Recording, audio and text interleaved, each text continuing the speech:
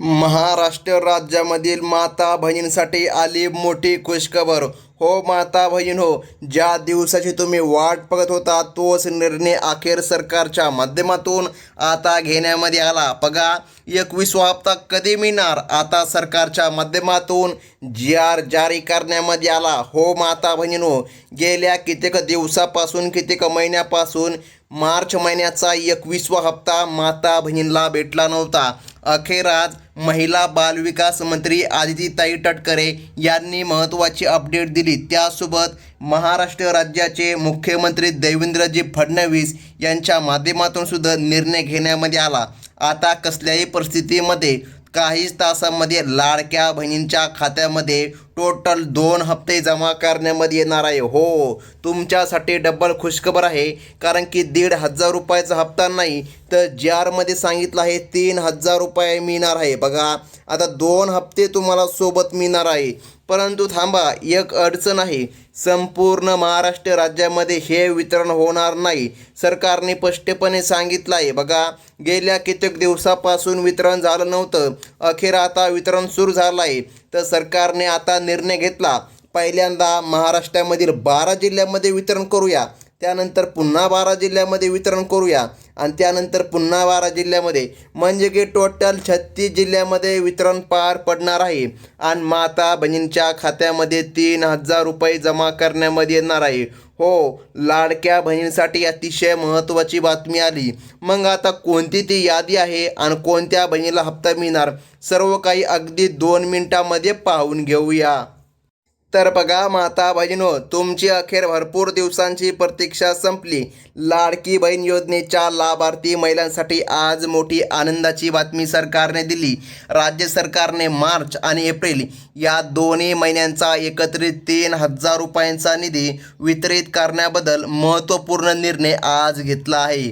हो, तुमच्यासाठी अतिशय महत्त्वाची बातमी आहे. स्वतः महाराष्ट्र राज्याचे मुख्यमंत्री देवेंद्रजी फडणवीस व उपमुख्यमंत्री एकनाथजी शिंदे यांच्या निदर्शनाखाली ही प्रक्रिया आताने योगाने सुरू करण्यामध्ये आली. बघा, गेल्या कित्येक दिवसापासून बहिणींना हप्ता भेटला नव्हता.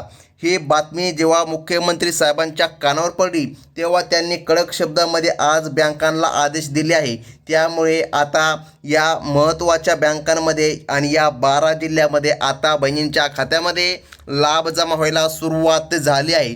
तर कोणते आहेत ते जिल्हे हे सुद्धा महत्त्वाचं आहे. लक्षपूर्वक बघा बहिणींनो, सरकारने या प्रक्रियेसाठी 3,700 कोटी रुपयांचा मोठा निधी आता मंजूर केला आहे. ज्या माता बहिणींना हप्त्याची प्रतीक्षा होती त्यांना आता एकत्रित 3,000 रुपये जमा करण्यामध्ये येत आहे. आज सकाळपासूनच या ठिकाणी वितरण सुरू झालं आहे. परंतु बघा, रात्रीच्या 12 वाजेपर्यंत कधी माता बहिणींच्या खात्यामध्ये हप्ते जमा करण्यामध्ये येणार. टोटल 3,000 रुपये मिळणार आहे. आणि सरकारने पहिल्या क्रमांकाचा जिल्हा सांगितला तो म्हणजे की छत्रपती संभाजीनगर. आता छत्रपती संभाजीनगरमधून तुम्ही जर आपला व्हिडिओ बघत असाल तर तुमच्यासाठी महत्त्वाची बातमी आहे. आणि पुढील जिल्हा सरकारने सांगितला तो म्हणजे की जळगाव जिल्हा. बघा, या जिल्ह्यामधील पात्र महिलांच्या मोबाईलमध्ये पैसे जमा झाल्याचे मेसेज यायला आता सुरुवात झाली आहे. ही सर्व प्रक्रिया डायरेक्ट बेनिफिट ट्रान्सफर म्हणजे की DBTच्या माध्यमातून करण्यामध्ये येत आहे. आणि बहिणींच्या खात्यामध्ये आता लाभ जमा करण्यामध्ये येत आहे. अत्यंत महत्त्वाची बातमी आहे. अगदी 1 मिनिटामध्ये आपण संपूर्ण यादी आता पाहून घेऊया. तर बघा माता बहिणींनो, या 12 जिल्ह्यांच्या यादीमध्ये नाव येणं आवश्यक आहे. या 12 जिल्ह्यांच्या यादीमध्ये जर तुमचं नाव येत असेल तर तुमच्यासाठी अतिशय महत्त्वाची बातमी आहे. राज्याची प्रशासकीय व्यवस्था आणि तांत्रिक कारणामुळे हप्ता जो विलंब झाला होता तो आता प्रश्न पूर्णपणे मार्गी लागला आहे. आता पुढील क्रमांकाचा जिल्हा सरकारच्या माध्यमातून सांगण्यामध्ये आला तो म्हणजे की अमरावती आणि अकोला. या जिल्ह्यामधील लाखो लाभार्थी महिलांच्या खात्यावर देखील 3,000 रुपये पाठवायला सुरुवात झाली असून ग्रामीण भागातील महिलांना या निर्णयाचा मोठा आधार मिळाला आहे. मुख्यमंत्री आणि उपमुख्यमंत्री यांनी दिलेला शब्द आज अखेर पूर्ण केला. बघा, मार्च महिन्याचा हप्ता गेल्या कित्येक दिवसापासून बहिणी वाट बघत होत्या. हप्ता कधी मिळणार? अखेर सरकारने निर्णय घेतला आणि अगदी काहीच तासामध्ये आता बहिणींच्या खात्यामध्ये पैसे देखील जमा होऊ लागले आहे. परंतु एक मात्र लक्षात ठेवा, ह्या 12 जिल्ह्यांच्या यादीमध्ये आणि काही नियम आहे. आता तुम्ही KYC केली का? ज्या बहिणींनी KYC केली नाही, बघा अशा बहिणींना 100% अडचण येणार आहे.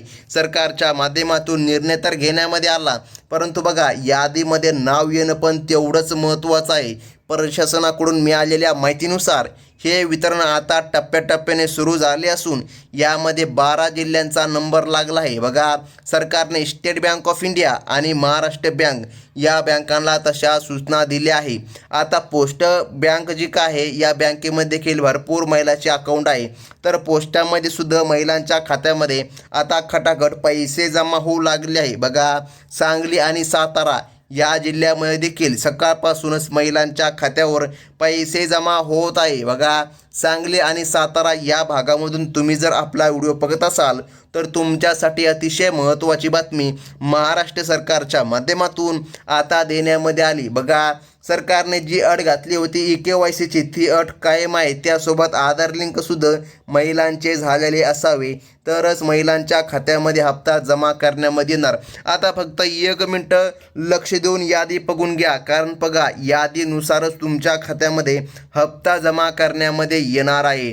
आता बघा, सरकारने अटीची कडक तपासणी केली असून ज्यांच्याकडे पिवळे किंवा केसरी रेशन कार्ड उपलब्ध आहे अशाच बहिणींच्या खात्यामध्ये लाभ दिला जाणार. सरकारच्या माध्यमातून स्पष्टपणे सांगण्यामध्ये आलं आहे, ज्या बहिणी गरीब आहे अशाच बहिणीला लाभ मिळणार. आता गरीब म्हणजे काय? सरकारने उत्पन्नाची मर्यादा ठेवली आहे 2.5 लाख. 2.5 लाखांच्या वरती 10 लाख, 9 लाख, 3 लाख असे उत्पन्न जर तुमच्या कुटुंबाचं असेल वार्षिक उत्पन्न तर तुम्हाला अडचण येणार.